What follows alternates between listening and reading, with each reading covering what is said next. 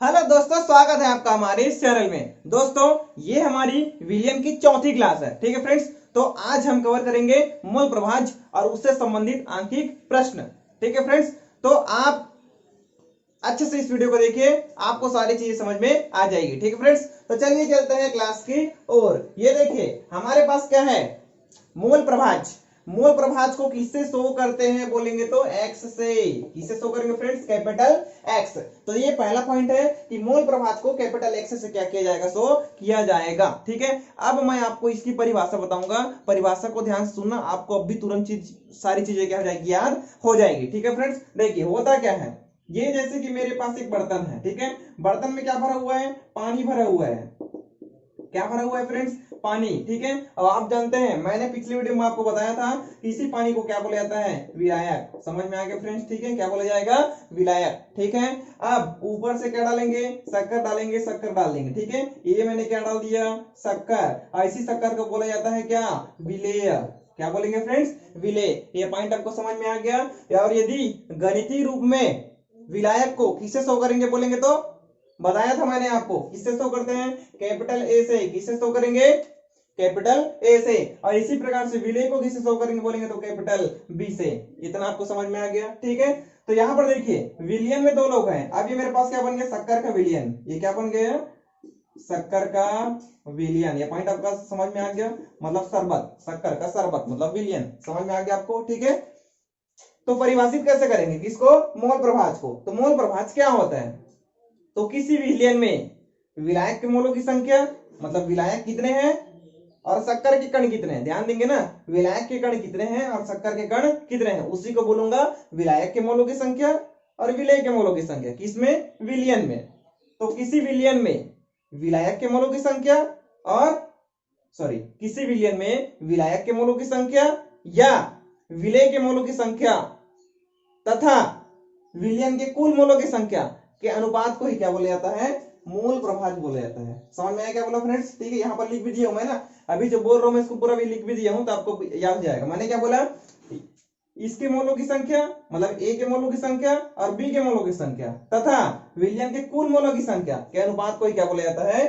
मोल प्रभाज बोला जाता है। इसको मैंने भी जो बोला उसको यहाँ लिख दिया। देखिए, विलेय या विलायक के मोलों की संख्या बटा विलियन के कुल मोलों की संख्या बराबर क्या होता है? मोल प्रभाज। तो इसमें रटने वाली कोई बात नहीं है। ठीक है, तो विलियन में दो लोग थे, शक्कर और थे पानी थे। ठीक है, तो दोनों में से किसी एक के मोलों की संख्या ऊपर रहेगा, इन दोनों में से कोई एक कहां रहेगा? ऊपर। इसलिए मैंने बीच में क्या लिखा है? या। तो विलेय या विलायक के मोलों की संख्या, इन दोनों में से कोई एक रहेगा, लेकिन नीचे में दोनों रहेगा, क्योंकि कुल मोलों की संख्या, और कुल मतलब इस विलियन में जितने लोग हैं वो, जितने पदार्थ हैं वो। तो इस विलियन में दो पदार्थ हैं, एक है विलायक और एक कौन है? विलेय। पॉइंट आपको समझ में आ गया? ठीक है, तो विलियन के कुल मोलों की संख्या में दोनों रहेगा, और ऊपर में या तो ए रहेगा या फिर क्या रहेगा? बी। इतना समझ में आ गया? इसी को क्या बोला जाता है? मोल प्रभाज। तो लास्ट परिभाषा बोल रहा हूं, ध्यान से सुनिएगा। किसी विलियन में विलेय या विलायक के मोलों की संख्या तथा विलियन के कुल मोलों की संख्या के अनुपात को मोल प्रभाज कहते हैं। इतना आपको समझ में आ गया? ठीक है, ये क्या थी अपने पास परिभाषा, उसके बाद आपको इसको लिख देना है, ये इसके रूप में, सूत्र के रूप में। इतना आपको समझ में आ गया? अब मानेंगे, क्या मानेंगे? माना विलायक को क्या बोल दिया मैंने? ए। अभी एक्चुअल में इसका गणितीय रूप हल करेंगे ना, इसलिए मानना पड़ेगा। ठीक है, तो माना विलायक को मैंने क्या बोल दिया? ए, और विलेय को क्या बोल दिया? बी। समझ में आया? विलायक को क्या बोल दिया? ए, और विलेय को क्या बोल दिया? बी। ठीक है, तो यहां पर लिख दिया मैंने, माना यदि ए बराबर क्या जाएगा? विलायक, और बी बराबर अवाष्पशील विलेय। अवाष्पशील मतलब शक्कर वाष्पित नहीं होगा। पॉइंट समझ में आ गया? तो बी बराबर क्या जाएगा? अवाष्पशील विलेय। ठीक है, अभी मैंने आपको कुछ देर पहले बताया था, ऊपर में या तो विलेय रहेगा या तो विलायक रहेगा, या तो पानी रहेगा या फिर क्या रहेगा?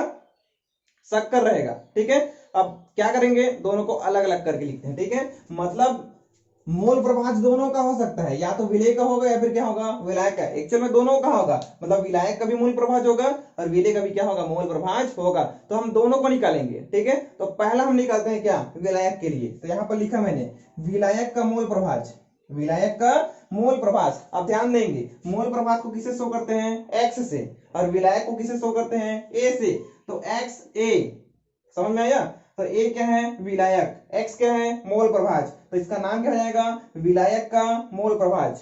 पॉइंट आपको समझ में आ गया। तो जब भी XA लिखा रहेगा तो आपको समझ जाना है कि ये विलायक और एक है मोल प्रभाज, तो विलायक का मोल प्रभाज, इतना समझ में आ गया। इसी प्रकार से X यदि B लिख दूंगा तो ये क्या हो जाएगा, B कौन है, विलेय है, और X कौन है, मोल प्रभाज, तो विलेय का मोल प्रभाज, ये इसका हिंदी नाम हो जाएगा। समझ में आ गया। तो ये देखिए विलायक का मोल प्रभाज, विलायक का मोल प्रभाज, ये मेरे पास क्या हो जाएगा, XA। समझ में आ गया। तो मोल प्रभाज जब विलायक की बात चल रही है तो विलायक बस रहेगा, विलेय नहीं रहेगा, तो इतने को हटा दो और ऊपर में जो दिख रहा है उसको यहाँ छाप दो। समझ में आया। तो ऊपर में क्या लिखा है, विलायक के मोलों की संख्या बटा विलयन के कुल मोलों की संख्या। तो देखिए विलायक का मोल प्रभाज क्या हो जाएगा, विलायक के मोलों की संख्या बटा विलयन के कुल मोलों की संख्या। इतना आपको समझ में आया क्या, समझ में आ गया। ठीक है, अब ध्यान देंगे, यहाँ पर लिखे हैं क्या, XA लिखा है, क्या लिखा है, XA। तो मैंने इसको गणित रूप लिखा है तो XA लिख दिया। अब ध्यान देंगे, यहाँ लिखा है संख्या, क्या लिखा है, संख्या।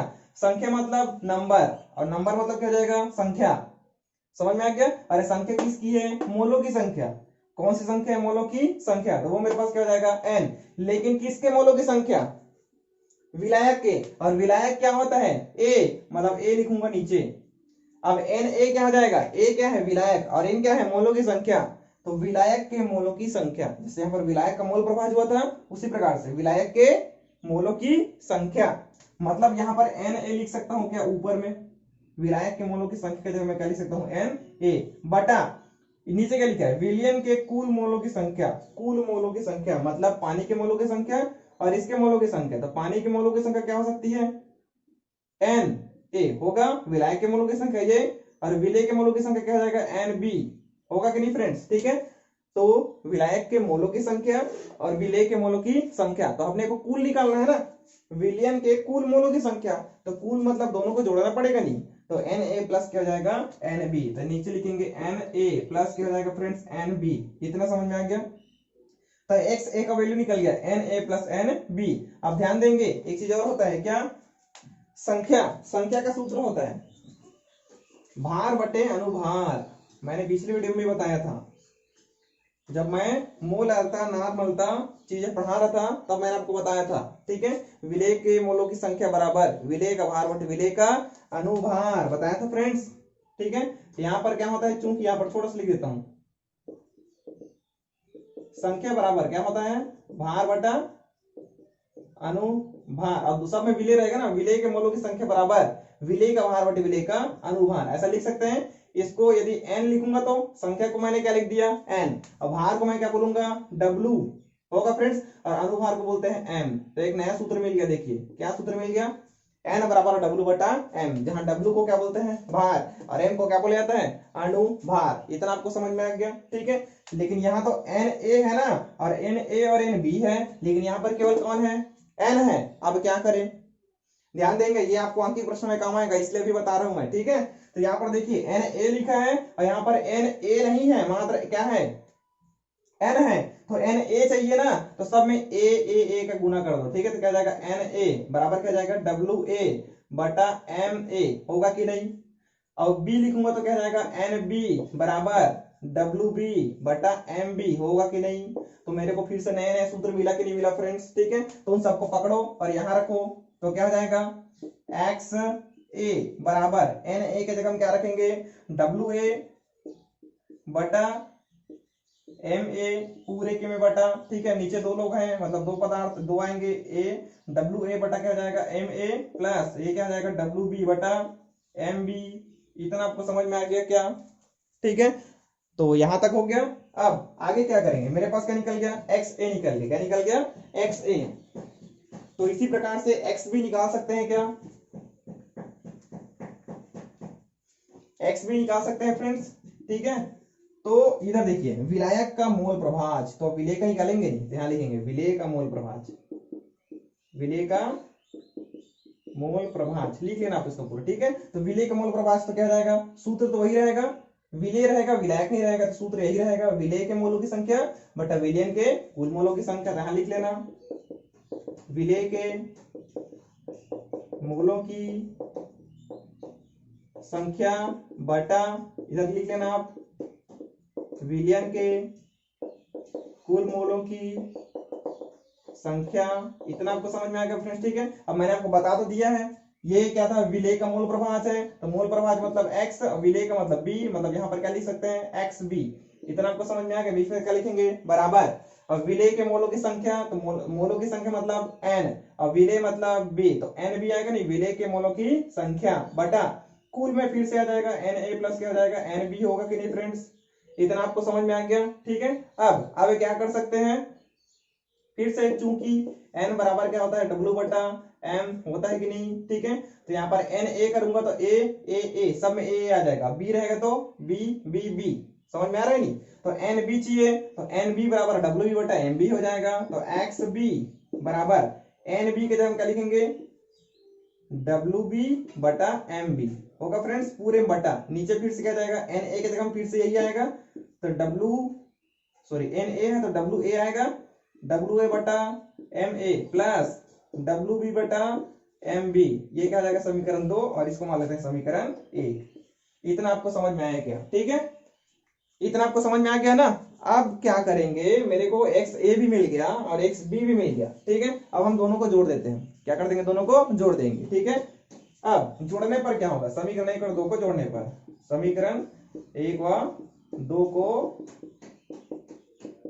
जोड़ने पर, ठीक है। जोड़ने पर तो क्या करेंगे, लेफ्ट वाला लेफ्ट से जुड़ेगा और राइट वाला कहां से जुड़ेगा, राइट से, ठीक है।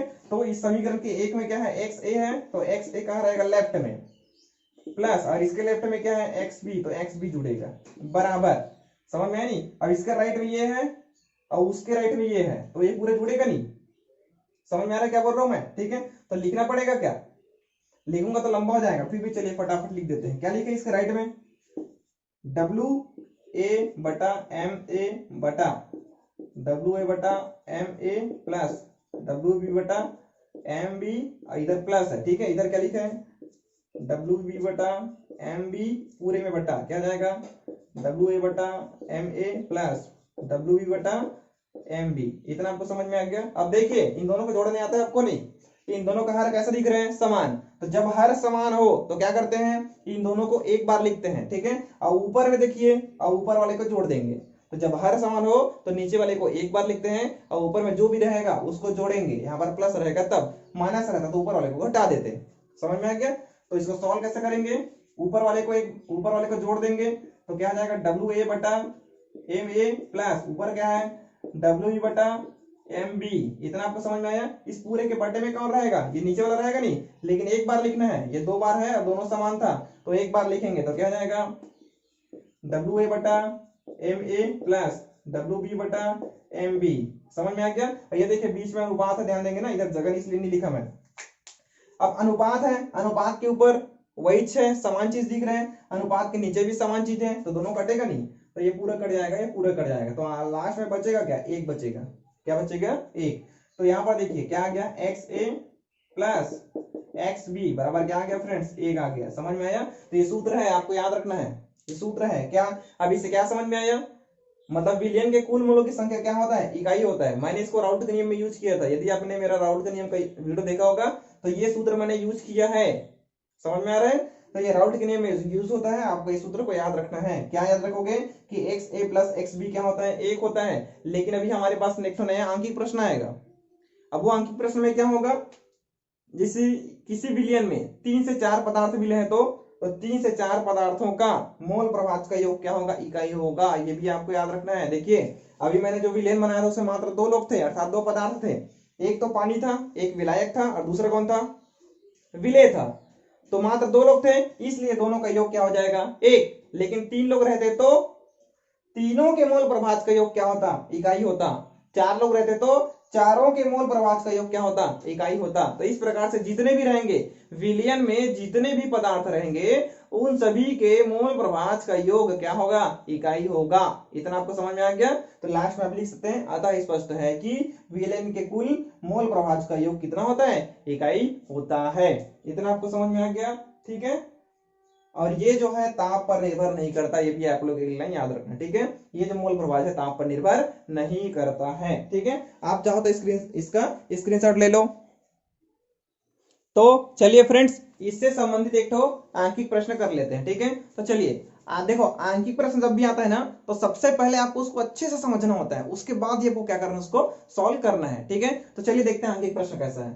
ये देखिए 25% एसिडिक अम्ल, 25% जल और 50% एथिल एल्कोहल। यहाँ पर तीन पदार्थ है ना, 25% एसिटिक अम्ल है, 25% जल है और 50% एथिल एल्कोहल है। इन तीनों का क्या बनाएंगे, मिश्रण बनाएंगे। क्या बनाएंगे, मिश्रण। और उसमें से जल और एथिल एल्कोहल का क्या निकालना है, मोल प्रभाज्य निकालना है। देखिए समझिए क्या बोल रहे हैं। एक मेरे पास पात्र है, इस पात्र में तीन पदार्थ मिले हुए हैं। पहला कौन है, जल है। पहला कौन है, जल। और जल कितना है फ्रेंड्स, 25% है। कितना है, 25%। ठीक है, और कौन है, एसिटिक अम्ल है। और कौन है, एसिटिक अम्ल है। और ये कितना है, एसिटिक अम्ल कितना है फ्रेंड्स, ये भी कितना है, 25% है। ठीक है, इसमें एक जन और है, कौन, एथिल एल्कोहल। Ethyl alcohol. और ये कितना है फ्रेंड्स, 50% है। आपको समझ में आया। एक पात्र रखा हुआ है, उस पात्र में 50% एथिल एल्कोहल है, एसिटिक अम्ल 25% है और जल भी कितना है, 25%। टोटल देखिए 50 25 25 कितना हो जाएगा, 100 हो जाएगा। ठीक है, मतलब एक विलेन में 100% है, उस 100% में से इतना इतना बटा हुआ है और कौन कौन है आपके पास लिखा हुआ है। इतना आपको समझ में आ गया। तीनों का क्या बना दिए, मिश्रण बना दिए, मतलब ये विलेन बन गया। ये देखिए क्या बना दिया, मिश्रण। अब क्या करना है, जल और एथिल एल्कोहल, इनका क्या निकालना है, मोल प्रभाज। समझ में आया। तो जल का मोल प्रभाज मतलब क्या हो जाएगा, मोल प्रभाज क्या होता है, एक्स, लेकिन जल का तो यहाँ पर लिख देता हूं मैं वाटर। पॉइंट आपको समझ में आया। तो मोल प्रभाज किसका, जल का, तो जल का मोल प्रभाज, वाटर का जल मोल प्रभाज। एथिल एल्कोहल का भी क्या निकालना है, मोल प्रभाज। एथिल एल्कोहल का भी क्या निकालेंगे फ्रेंड्स, मोल प्रभाज। ठीक है, तो एथिल एल्कोहल को मैं क्या लिख सकता हूँ, ई लिख दूं क्या। ठीक है, तो मोल प्रभाज मतलब क्या हो जाएगा, एक्स। और एथिल, एथिल का मैं क्या बोल देता हूँ, ई बोल दिया मैंने, क्या बोल दिया, ई। समझ में आ गया। तो एथिल एल्कोहल का मोल प्रभाज, तो ये दो चीज निकालना है। समझ में आया क्या। ठीक है, अब इधर उत्तर में हम जानते हैं, हम जानते हैं, क्या जानते हो आप, सबसे पहले इसको निकालेंगे, एक्स डब्ल्यू। क्या लिखा है, एक्स डब्ल्यू, मतलब अभी आपको बता दिया मैं, एक्स डब्ल्यू। भाई यही तो निकालना था, दो चीज बस निकालना है अपने को, तो निकालना है उसको सबसे पहले लिख लेते हैं। तो देखिए एक्स डब्ल्यू मतलब जल का मोल प्रभाज। और ध्यान देंगे, तो जिसका मोल प्रभाज होता है वो ऊपर में होता है, यहाँ पर दो ठो बट्टा होता है नहीं, इस प्रकार से दो ठो बट्टा होता है। ठीक है, और ऊपर में क्या होता है, जिसका निकालना होता है। जैसे इसके पहले क्या था, विलायक का मोल प्रभाज, तो विलायक के मोलों की संख्या, तो जल का मोल प्रभाज, तो जल के मोलों की संख्या। सिंपल है, समझ में आ गई नहीं। और नीचे विलियन के कुल मोलों की संख्या, लेकिन विलियन में तो तीन तीन लोग हैं, अर्थात तीन पदार्थ है, तो तीनों पदार्थों की संख्या नीचे आएगी और ऊपर में कौन आएगा, इसका केवल जल का। क्यों, क्योंकि जल का मोल प्रभाज निकाल रहे हैं। इतना आपको समझ में आया। तो जिसका मोल प्रभाज निकालना है उसके मोलों की संख्या ऊपर में रहेगा और नीचे में जो रहेगा वो विलियन में जितने लोग रहेंगे अर्थात जितने पदार्थ रहेंगे सभी के मोलों की संख्या रहेगी। इतना आपको समझ में आएगा। तो मैं हिंदी थ्योरी नहीं लिख रहा हूँ, डायरेक्ट मैं आपको इसका मैथमेटिक्स बता रहा हूँ। ठीक है, तो ऊपर में क्या रहेगा, जल के मोलों की संख्या, तो मोलों की संख्या मतलब एन, और जल के मतलब NW। समझ में आ गया नहीं। तो जल के मोलों की संख्या, इतना आपको समझ में आ गया। अब नीचे विलियन के कुल मोलों की संख्या, तो तीन लोग है नहीं, तो पहली बात तो संख्या संख्या संख्या, तीन लोगों मतलब तीन पदार्थों की संख्या। अब पहला किसका है, जल के मोलों की संख्या, तो NW प्लस दूसरा कौन है, एसिटिक अम्ल, Na मान लेता हूं, प्लस अगला कौन है, एथिल एल्कोहल, Ne। ये सूत्र कैसे बनाया आपको समझ में आया नहीं। ठीक है, तो इस प्रकार से सूत्र बनाना पड़ेगा आपको। ठीक है, तो ये मैंने इसका क्या बना दिया सूत्र। अब मैंने आपको बताया था, चूंकि क्या होता है, n बराबर क्या होता है, W बटा क्या होता है, M होता है कि नहीं।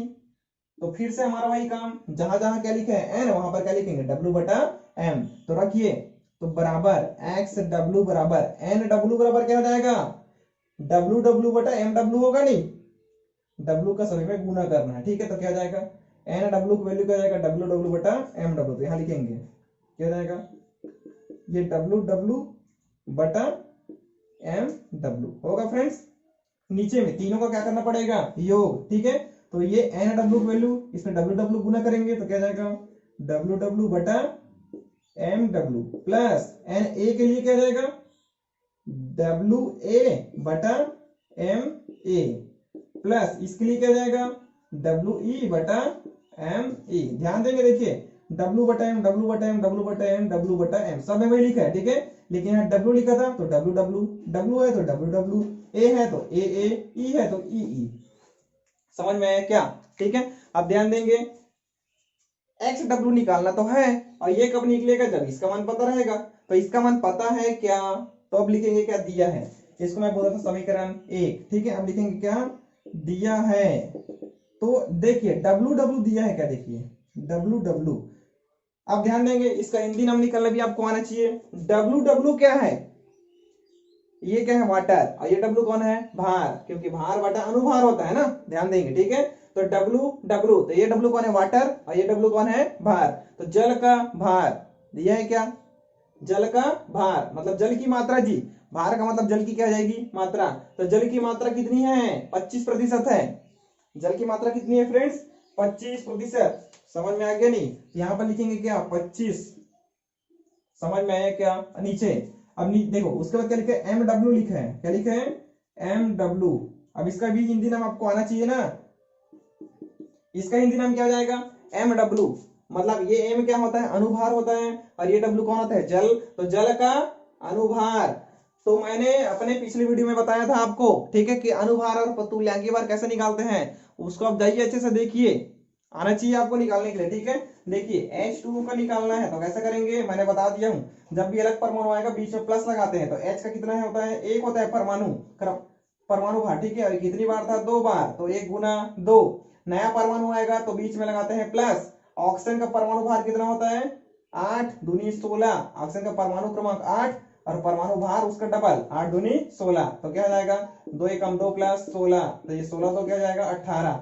इसका मतलब ये है कि H2O का अर्थात जल का अनुभार कितना होता है? 18 होता है। आगे यदि मालूम नहीं होगा तो लिख लीजिए। मैंने क्या बोला? रूल है छोटा सा, कि जब भी अलग अलग परमाणु आएगा बीच में लगाते हैं क्या? प्लस।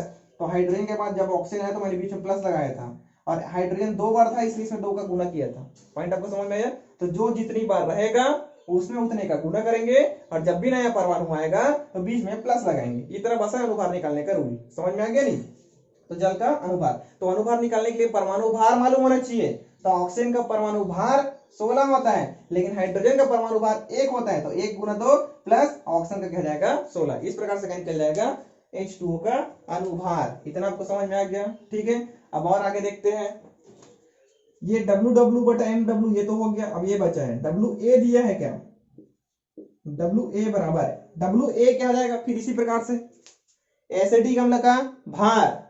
एसिटिक अम्ल का भार कितना है? 25% दिया है ना पहले से। तो ये भी क्या हो जाएगा? 25। इधर MA।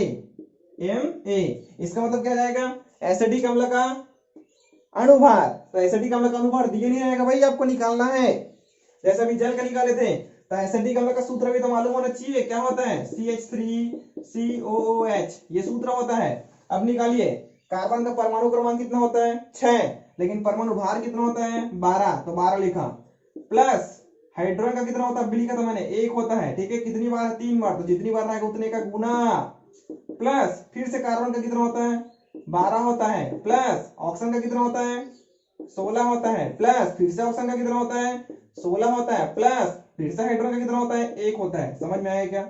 सबको जोड़ना पड़ेगा। तो क्या जाएगा? 12 प्लस 3 एकम 3 प्लस 12 प्लस 16 दूनी 32 और 1 33, ये 33 हो जाएगा। होगा ऐसे, ठीक है। फिर जोड़ो 12 3 15, देखो 12 दूनी 24, 25 26 27, तो ये 27 प्लस क्या जाएगा? 33। होगा नहीं? इसको जोड़ो 7 3 10 का 0 हासिल 1, 3 और 1 4, 4 और 2 6। तो इस प्रकार से एसिटिक अम्ल का अनुभार कितना निकल गया? 60 निकला। कितना निकल गया फ्रेंड्स? 60। तो ये आपको निकालने के लिए आना चाहिए भाई। ये नहीं आ रहा है तो इसको आप छाप लिख, इसको लिख लिए रहिए, ठीक है। और आप प्रैक्टिस कीजिएगा, ठीक है। और मेरा पिछला वीडियो भी देखिएगा, अनुभार और तुल्यांकीय भार कैसे निकाले, वो भी आप अच्छे से देखिए। क्यों? क्योंकि यदि आपको वो नहीं आएगा तो आप आंकिक प्रश्न में छूट जाएंगे, क्योंकि इस लेसन से आंकिक प्रश्न आता ही है, मस्ट है। 80% चांस रहता है कि इस लेसन से अर्थात विलियन वाले लेसन से आंकिक प्रश्न पूछे जाएंगे, ठीक है। यदि 3 नंबर के भी आंकिक प्रश्न पूछे जाते हैं तो आपका वो 3 नंबर छूट सकता है। तो आपको आंकिक प्रश्न बनाने के लिए आना चाहिए। तो आप सारी वीडियोस को कंटिन्यू लाइन से देखा करिए। यदि एक भी पॉइंट छूटा तो गड़बड़ हो सकती है। क्यों? क्योंकि हम जो केमिस्ट्री पढ़ रहे हैं वो एक कड़ी के रूप में रहता है। एक कड़ी को अच्छे से पकड़ लोगे तो दूसरा कड़ी अपने आप समझ में आ जाएगा, और एक छूट गया तो दूसरा भी क्या जाएगा, छूट जाएगा। इतना आपको समझ में आ रहा है नहीं अच्छे से? ठीक है, तो इस प्रकार से मेरे पास एसिटिक अम्ल का अनुभार कितना हो जाता है फ्रेंड्स, 60। समझ में आ गया? ठीक है, तो यहाँ पर मैं क्या लिख सकता हूँ, 60। क्या लिखेंगे, 60। अब बच गया कौन, WE बटा ME।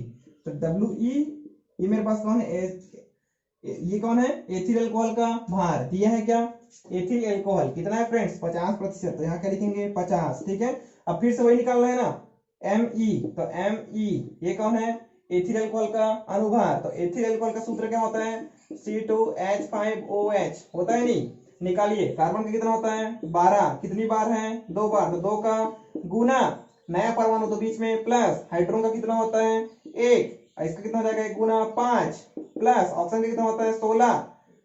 ठीक है, फिर से प्लस, हाइड्रोजन का कितना होता है, 1। अब 12 दूनी 24 प्लस 5 एकम 5 प्लस 16 और 1 17 होगा फ्रेंड्स। ठीक है, तो 7 5 12, 12 और 4 16, 16 का 6 हंसी लाया 1, 1 और 1 2, 2 और 2 4। तो इसका आंसर कितना आ गया फ्रेंड्स, 46। कितना आ गया, 46। तो यहाँ पर लिख देंगे क्या, WE बराबर क्या जाएगा फ्रेंड्स, 46। इतना आपको समझ में आ गया क्या? ठीक है, तो इस प्रकार से हमारे पास सारी चीजें निकल गया। अब कुछ नहीं करना है, वैल्यू को रखना बस है आपको। ठीक है, तो इस वैल्यू को आप यहाँ पर रखोगे। ठीक है, तो अब XW बराबर, यहाँ रखो वैल्यू को, WW कितना है, 25। तो 25 बटा MW कितना है, 18। तो 25 बटा क्या जाएगा फ्रेंड्स, 18 पूरे के बटे में। अब WW बटा MW ये लिखा है, 25 बटा 18 यहाँ पर फिर से हो जाएगा, 25 बटा क्या जाएगा, 18 प्लस WA बटा MA, WA MA तो 25 बटा 60, तो 25 बटा 60 प्लस WE बटा ME, WE बटा ME तो 50 बटा 46। समझ में आया क्या? ठीक है, अब ध्यान देंगे ना, अब ये आपका होमवर्क है। ठीक है, मैं सॉल्व करते रहूंगा तो वीडियो बहुत ज्यादा लंबा जाएगा। तो ये आपका होमवर्क है, इसको आपको सॉल्व करना है। जोड़ने घटाने आता है नहीं आपको, हाँ तो वो करना है। आप घर में बैठिए, प्रैक्टिस कीजिए, इसको बना बना कर देखिए। ठीक है, सबसे पहले इसको, छोटा छोटा चीज है, आप काट लीजिएगा, 5 से कटेगा ये भी 5। ठीक है, ये पहले 5 से कट जाएगा, फिर बाकी को आप सॉल्व कीजिएगा। ठीक है, ये 2 से कट जाएगा, तो इसको पहले छोटे रूप में ला लीजिएगा, उसके बाद आप सॉल्व कीजिएगा। ये काम आपका क्या है, आपका है। ठीक है, तो यहाँ पर लास्ट में निकलेगा XW। ठीक है, क्या निकल जाएगा, XW। इसका आंसर आएगा क्या, 0.25 आएगा, 0.25। आप सॉल्व करके देखिएगा। इतना आपको समझ में आ गया क्या? तो देखिए इस प्रकार से पहले वाला क्या हो जाएगा, सॉल्व हो जाएगा। क्या सॉल्व हो गया, XW मतलब जल का मोल प्रभाव निकल गया नहीं। अब अगला बचा है कौन, XE। क्या निकला है, क्या बचा है, XE। तो XE फिर से चूंकि XE बराबर, तो XW का जैसे सूत्र बनाए थे वैसे किसका बनाएंगे, XE का। तो जब XW था तो ऊपर में NW था, तो यहाँ पर क्या हो जाएगा, NE नहीं हो जाएगा, क्योंकि XE है तो NE, और नीचे तो कुल रहेगा, ये पूरा रहेगा, तो क्या जाएगा, NW plus Na plus Ne होगा फ्रेंड्स। तो फिर से सूत्र मिल गया, दिया है, सब चीज दिया हुआ है। ठीक है, अब फिर से इसको इस टॉपिक में छोड़ेंगे तो फिर से टूट जाएगा नहीं। तो XE बराबर क्या हो जाएगा, Ne। Ne को क्या लिख सकता हूँ, मैं फटाफट लिख रहा हूँ ना, तो इसको क्या लिख सकते हैं, WE बटा ME होगा फ्रेंड्स, बटा नीचे क्या जाएगा, NW क्या जाएगा, WW बटा MW प्लस इसका क्या जाएगा, WA बटा MA प्लस इसका क्या जाएगा, WE बटा ME। इतना आपको समझ में आ गया। अब इन सारे वैल्यू इधर दिया हुआ है, देखिए दिया हुआ है कि दिया हुआ है। ठीक है, तो फिर से XE बराबर सबकी वैल्यू को रखो, WE बटा ME कहाँ है, WE बटा ME तो 50 बटे 46, तो 50 बटे 46 बटा, फिर से नीचे में जो किया था इसी तीनों को लिखना है यहाँ पर। ठीक है, तो यहाँ पर क्या लिखा है, 25 बटा 18, तो 25 बटा 18 प्लस 25 बटा 60, तो 25 बटा 60 प्लस इधर क्या जाएगा, 50 बटा 46, तो 50 बटा 46। इतना आपको समझ में आ गया। ठीक है, इसको सॉल्व करना भैया आपको। ठीक है, तो XE बराबर इसको सॉल्व करना है, जैसा यहाँ पर होमवर्क था आपका, तो ये भी आपका होमवर्क है, कैसे सॉल्व करोगे आप बना बना के देखिए। ठीक है, तो इसका भी लास्ट में एक तो आंसर आएगा। ठीक है, अब वो आंसर आएगा 0.36। क्या आ जाएगा, 0.36। इसको सॉल्व करने का काम आपका है ना, मैं बता दिया हूं। ठीक है, आप इसको सॉल्व करिए, कांटा फिट कीजिएगा, लास्ट में आंसर आएगा आपको। ठीक है, तो एथिल एल्कोहल का मोल प्रभाज क्या निकल गया 0.36। इतना आपको समझ में आया क्या? तो प्रश्न के अनुसार जल का मोल प्रभाज और एथिल एल्कोहल का मोल प्रभाज का हमने गणना कर लिया, लेकिन एक दिक्कत हो सकती है। अभी दिक्कत हुआ नहीं है, देखो अभी दो चीज का तो पूछा, दोनों का निकाल लिए, तीसरे का निकालना हो तो एसिडिक अम्ल का भी मोल प्रभाज निकालना हो तो कैसे करोगे? तो उसको भी निकालने का ट्रिक है, ये देखो इतना तो निकाल लिए, इतना निकाल लिए, ठीक है, तो इसी कंडीशन को करते रहेंगे क्या? नहीं करना है। अब देखो एसिटिक अम्ल का अनुभार निकालना है तो कैसे करेंगे, सॉरी एसिटिक अम्ल का मोल प्रभाज निकालना है तो क्या करेंगे? मैंने इसके पहले आपको बताया था कि विलयन में जितने भी पदार्थ रहेंगे उन सभी पदार्थों के मोल प्रभाज का योग क्या होता है? एक होता है। इसके पहले सॉल्व किए थे हम लोग, ठीक है। तो यहाँ पर टोटल कितने पदार्थ हैं? 3 पदार्थ है, तो तीनों के मोल प्रभाज का योग क्या होगा? 1 होगा। तो चूंकि देखो पहली बात तो 3 लोग है तो 3 का मोल प्रभाज आएगा। अब पहला कौन था? W, तो जल का मोल प्रभाज, ये एसिटिक का मोल प्रभाज, एथिल अल्कोहल का मोल प्रभाज, प्लस प्लस बराबर क्या हो जाएगा? 1। ये तो सूत्र बन गया। जैसे इसके पहले क्या बना था? 2 लोग बस था, A और B था, तो A और B बराबर 1 लिखे थे, लेकिन यहाँ पर 3 पदार्थ हैं तो तीनों के योग क्या हो जाएगा? 1। तीनों के मोल प्रभाज का योग क्या हो जाएगा? 1। इतना आपको समझ में आया? हो गया, सबकी वैल्यू रख दो, ठीक है। तो XW देखो, अब निकालना क्या है? पहली बात XA निकालना है, और इन दोनों की वैल्यू क्या हुआ है? दिया हुआ है, दिया है नहीं? तो XA निकालना है तो XA को यही रखो, रख सकते हैं नहीं? तो XA को यही रखो, बराबर 1 माइनस इसको उधर ले जाओ तो XW, ठीक है। अब फिर से माइनस X उधर जाएगा नहीं तो फिर से क्या जाएगा? XE। इतना आपको समझ में आया क्या? तो XA बराबर, इसको फिर से आप रख के सॉल्व करना, कर सकते हो ना?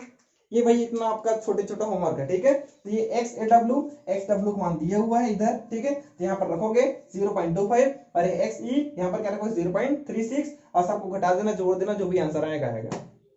ठीक है, तो इस प्रकार से भाई आप एकदम सुंदर तरीके से आप इसको सॉल्व कर सकते हो। और एकदम ये जो मैंने अभी आपको बताया, ये बहुत ही मोस्ट इंपॉर्टेंट प्रश्न है, ये एग्जाम में बिल्कुल आता ही है, ठीक है। हाँ, और ध्यान दीजिए, इसको आप पूरा कॉपी में नोट करिए।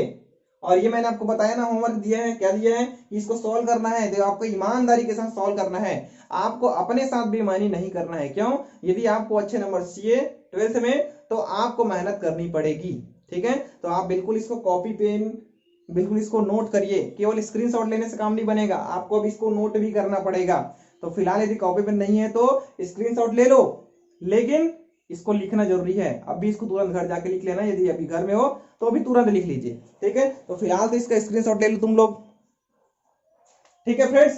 तो इस वीडियो में यहीं तक। उम्मीद है आपको वीडियो पसंद आया होगा। नए हैं तो चैनल को सब्सक्राइब कर दो, बेल आइकन दबा दो, अपने दोस्तों को वीडियो को शेयर कर दो, ठीक है फ्रेंड्स। तो मिलते हैं नए वीडियो में, टाटा बाय बाय।